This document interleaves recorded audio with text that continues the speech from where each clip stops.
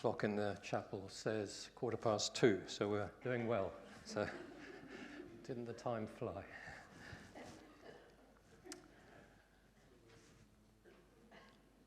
At the beginning of this year, we had a retreat, and it was glorious in its way.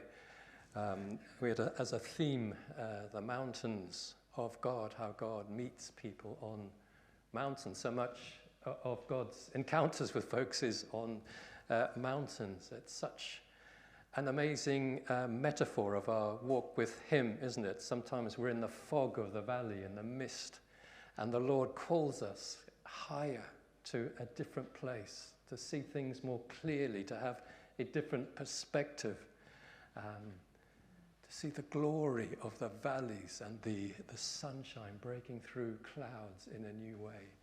It's such a powerful metaphor, and as many celebrate Lent, it's about just stripping away things that are unnecessary and coming afresh to meet with God. And that's what you need to do up a mountain, isn't it? You need to just bring up the bare essentials, otherwise you're going to be carrying it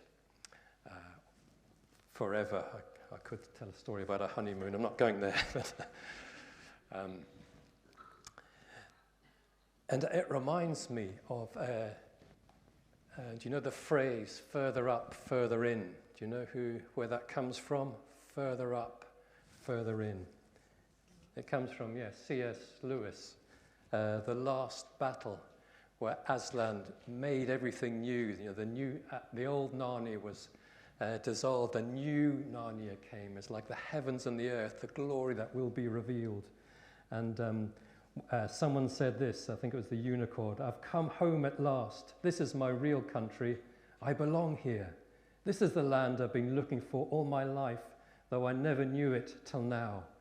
Come further up, come further in," reflecting the words of Aslan, who is a symbol of Jesus. Come further up and further in. That's the invitation of the Lord, isn't it? With all the difficult things that are happening in the world, come further up, further in, because I want to meet with you. I want to give you new hope. I want to speak into your life. And I want to dispel the fog often that so easily surrounds. So we're going to look at a meeting of the Lord, and it's a famous one of Moses meeting the Lord up a mountain called Horeb. And Horeb means glowing heat. It's called, this mountain is called Horeb, and some others called it Sinai. You might have known it as Sinai. And Sinai, sin or sign, was also the name of a moon deity. So hence it was called Sinai, obviously where pagan idolatry happened on this mountain. But I thought, isn't that amazing? That's where God meets his people. In the midst of all the darkness of idolatry and folks not following him, a glowing heat can come and change and give life and speak hope like no other. And that's what happened to Moses. He met God in the glowing heat of a burning bush. So shall we read it together? It's probably my favorite story from the Bible because it's so powerful on so many levels. So can we read it, please? It's going to come up on the screen. And now Moses was tending the flock of Jethro, his father-in-law, the priest of Midian, and he led the flock to the far side of the desert and came to Horeb, the mountain of God. And there the angel of the Lord appeared to him in flames of fire, this glowing heat from within a bush. Moses saw that though the bush was on fire, it did not burn up. So Moses thought, I'll go over and see this strange sight, why the bush does not burn up. And when the Lord saw that he'd gone over to look, God called to him from within the bush, Moses, Moses. And Moses said, Here I am. Do not come any closer, God said. Take off your sandals, for the place where you're standing is holy ground. And that's what we've been sensing as we've worshipped the Lord, holy ground. And then he said, I'm the God of your father, the God of Abraham, the God of Isaac, the God of Jacob. And at this, Moses hid his face because he was afraid to look at God. And the Lord said, I have indeed seen the misery of my people in Egypt. I've heard them crying out because of their slave drivers, and I'm concerned about their suffering. So I've come down to rescue them from the hand of the Egyptians and to bring them up out of that land into a good and spacious land, a land flowing with milk and honey, the home of all kinds of crazy people.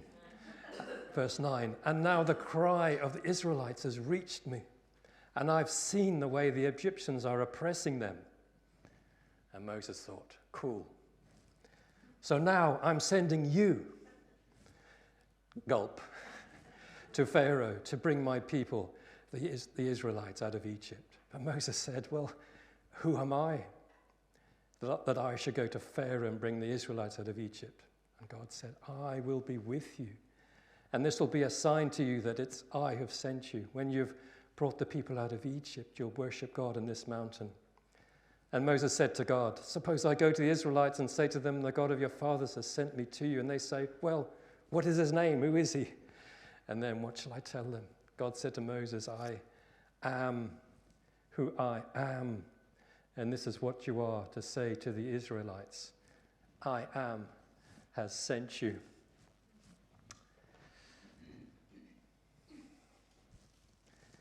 And so we think, I mean, what an amazing encounter. But we think, what comes to mind when you think of Moses? What do you think of? Well, this is this strong man who brought the people of God out of bondage and faced up to the Pharaoh, the man in the wilderness who struck a rock with a big stick and water came out, the man who met God in the burning bush. Well, at what point was Moses when he had this encounter? He was, without doubt, a man at the end of himself. We forget this moment in time. We remember everything that happened afterwards. But on this particular moment, there was a fog, without a doubt, a fog around this man. And surely he had been saved miraculously up to this point. Remember in the reeds, he'd been saved when Pharaoh was killing all the baby children. He'd been brought up in the best university in Egypt. He'd been adopted, educated. No doubt he'd been strong as a younger man. He'd caught a glimpse of his destiny that God was going to use him somehow to liberate the people from which he came, the people of Israel. But, as we know, the first few chapters of Exodus, he goes about it in the wrong way. Yeah, if I'm going to help the people of Israel, and here's an Egyptian fighting an Israelite, I need to step in, and he stepped in too far, and he killed somebody, and he had to flee. And what happened then? He fled into the desert, and he was there for decades. So from that promising start, strong, educated, self-assured, I'm going to do it, sensing God's call in his life as well, blowing it completely royally, but ending up in a desert, ending up with sheep up a mountain. So what state was this guy? Was he in lovely silk robes? He would have been in the dirtiest of dusty, sweaty, the smell of sheep dung on him, just at the end of himself. He must have been disappointed with himself. He must have been disappointed with life. And when God meets him, what does he do? He says, who am I? You're calling me? Who am I? Before he thought, yes, I can do this thing. Who am I? And later on he says, well, who are you, Lord? And later on he says, well, but I'm slow of speech. I'm a stutterer. I'm a stammerer. And in the end he says, well, send somebody else, Lord. This was a man disappointed at the end of himself and not knowing, not realizing that God could do anything with his life. There must have been a fog around this man at this point in time, a mist. And what does the Lord do? He's called them up a mountain, and he starts to give him a different perspective of who he is. Yeah, isn't that amazing? That you can do it. Yes, I know you've blown it, but take off your shoes. This is holy ground. There is forgiveness. I can use you. There's something precious in you. You think it's gone. You are disappointed. You're disappointed with life. You think, oh, you've just got these sheep. That's all you know how to do. But I have placed something in you. It's a precious jewel. It's a diamond. And yes, it's rough. And yes, it's covered with dust and sheep's excrement, pardon the expression. But I can dust you off, and I want to speak, and I want to dispel the fog over you and declare that you are precious in my sight, and I honor you, and I put gifts in you, and there's things that you can do that no one else can do. So I am calling you.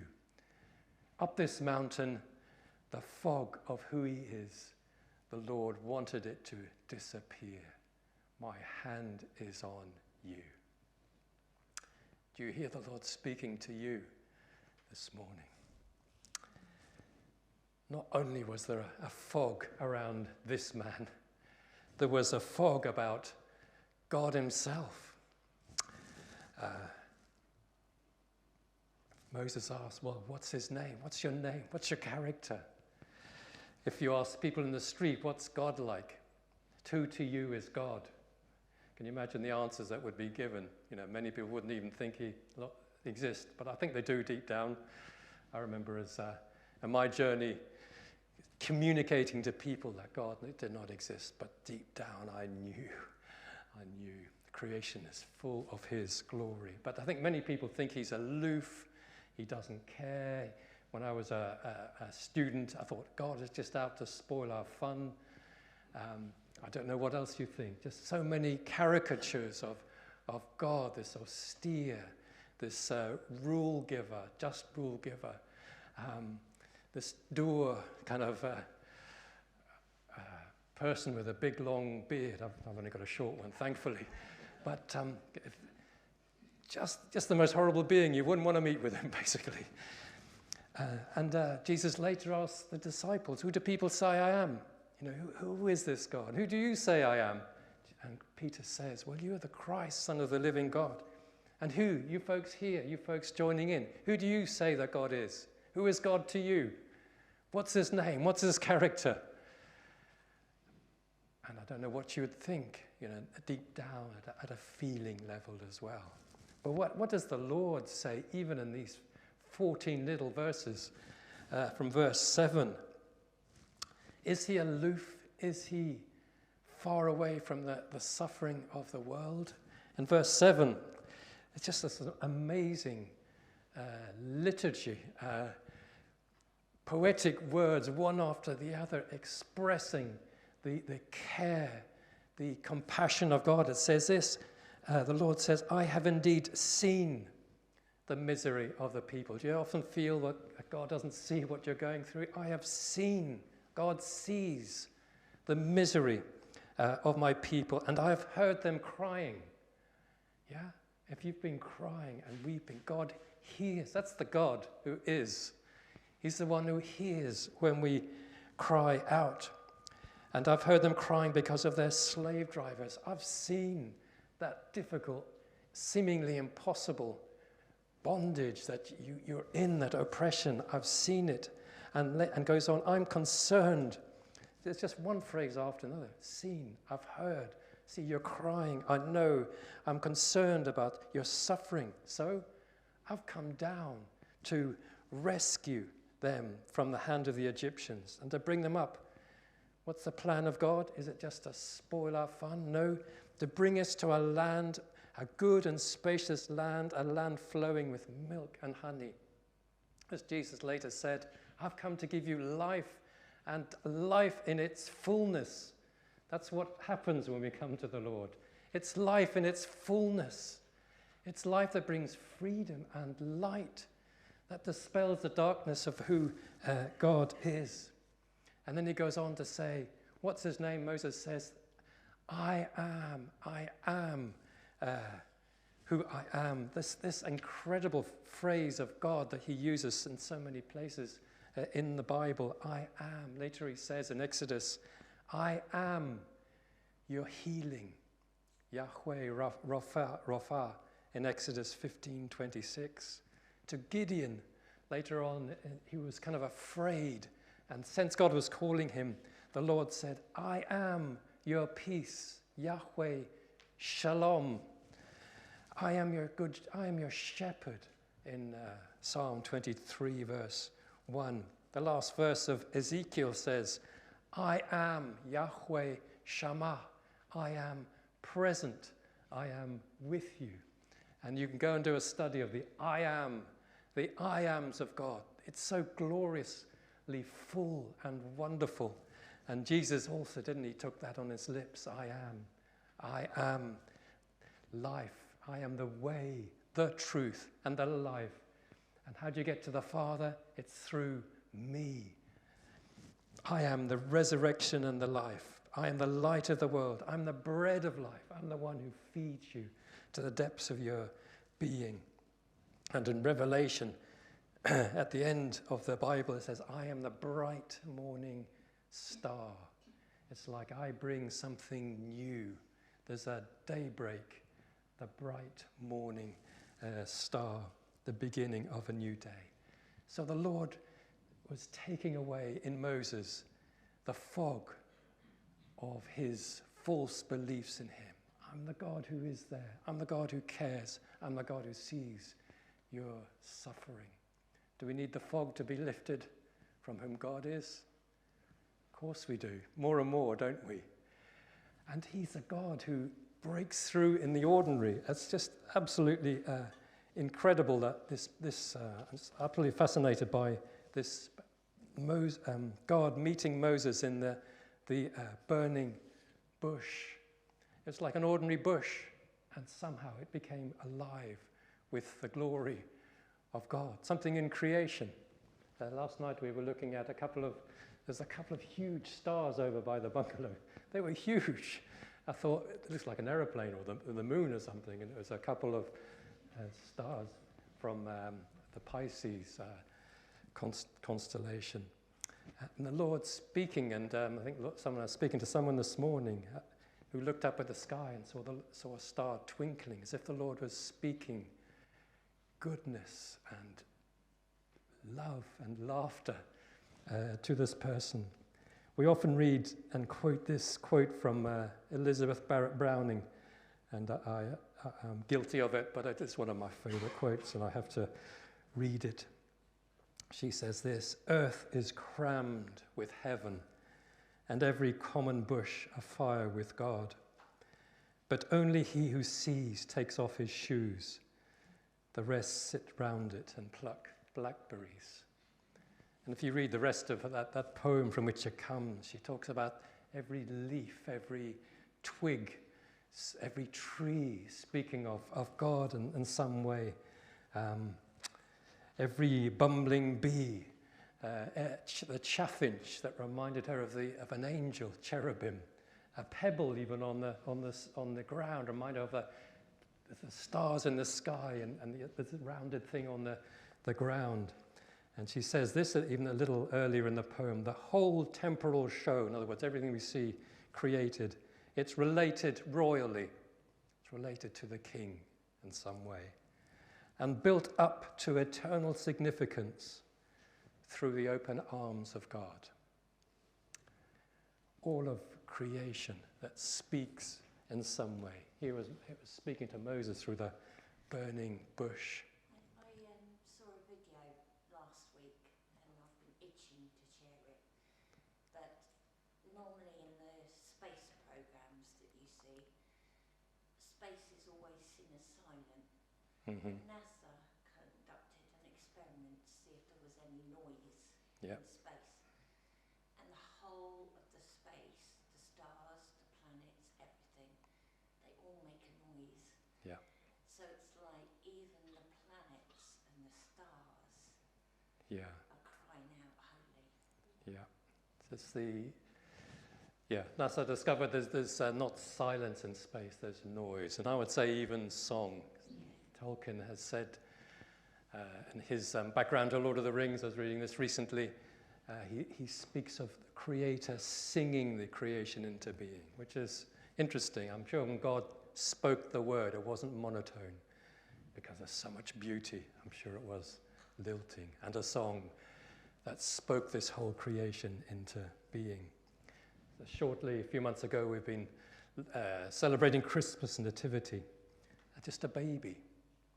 But someone said, a new world begins in a small explosion of light, looking at this baby Jesus, that no darkness can overcome. There was a baby in a crib. There was something more glorious in it. And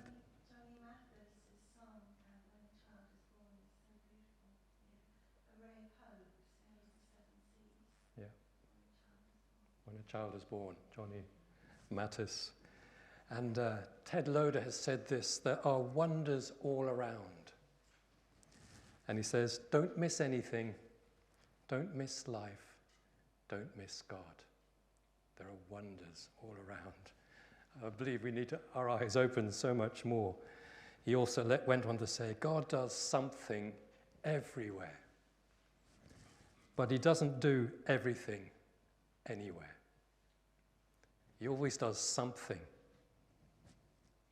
everywhere, but he doesn't do everything anywhere because we can't handle it. But he does something everywhere. I wonder how the Lord will be speaking to you.